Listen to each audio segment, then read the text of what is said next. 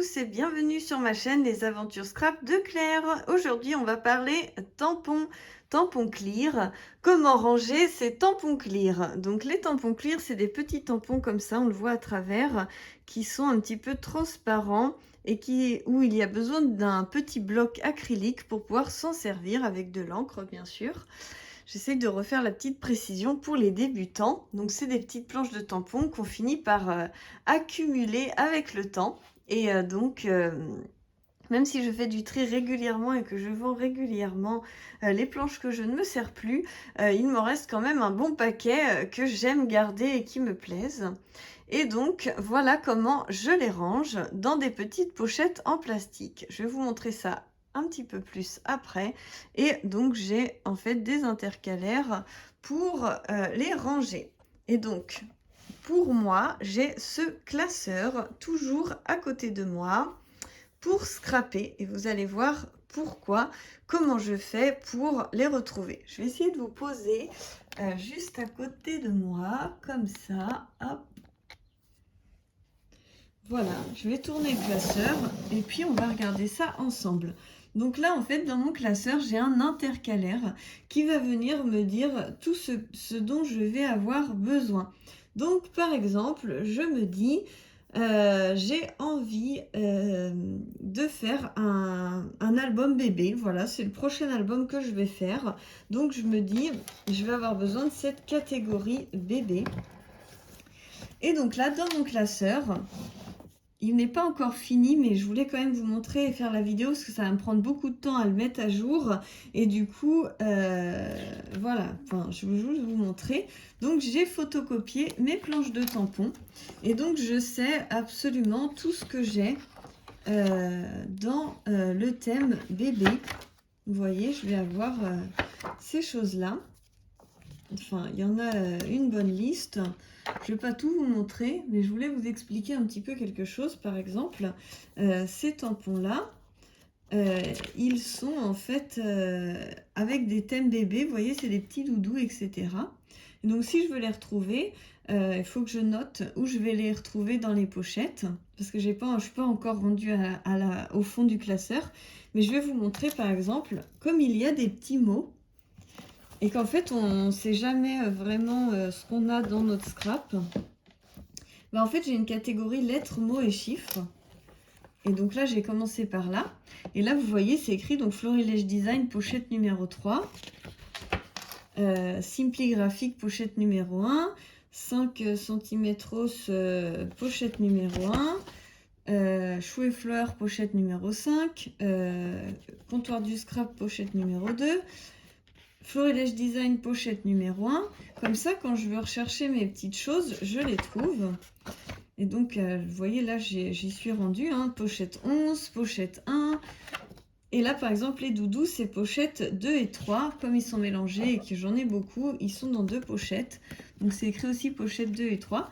Et ils sont aussi rangés donc dans les mots. Comme ça, je sais que je peux trouver ces mots-là facilement. J'ai mis toutes les pochettes qui avaient des mots. Donc, c'est vrai que c'est genre le plus gros pavé parce que pratiquement toutes les planches de tampons ont des mots sur leurs planches. Quasiment toutes. Mais les plus difficiles, en fait, c'est ceux-là, les comptoirs du scrap, qui sont vraiment où j'en ai beaucoup. Et donc là, c'est plus difficile à retrouver. Mais par exemple, revenons au début où j'ai commencé à noter. On veut retrouver donc ce petit tampon sur la gastronomie parce qu'on a fait une photo avec une belle assiette. Et donc, je sais que je veux retrouver donc ça dans la pochette numéro 2. Donc là, je vais dans les pochettes. Donc, si c'était marqué CH, comme là, CH5, je savais que c'était les grands parce que j'ai fait des abréviations. Et si c'est écrit Chou and Flower, par exemple, je sais que ça va être dans les petits parce que là, j'ai écrit la marque entière. Donc là, on était comptoir du scrap, pochette numéro 2. Donc, comptoir du scrap, pochette numéro 2. Là, on sort donc la pochette et on se trouve que, hop, il est là, le tampon sur la gastronomie.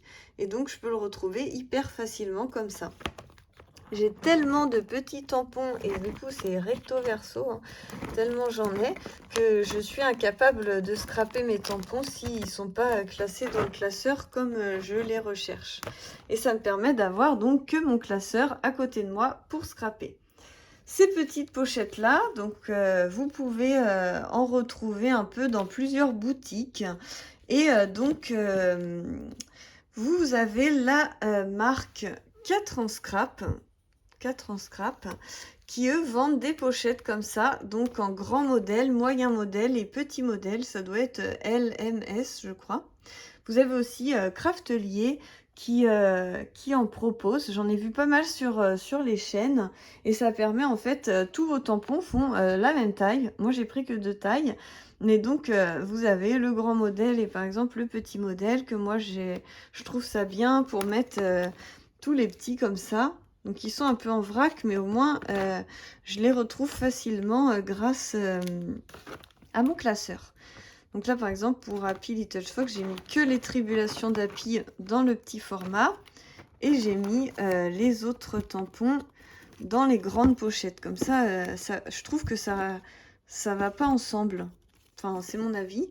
Je trouve que les collections vont ensemble. Et puis après, les tribulations d'Happy, je trouve que c'est autre chose. Donc ça me permet aussi de bien scinder. Et puis, bah, regardez, la nouvelle marque a trouvé sa pochette. Florilège Design, toujours bien rangé.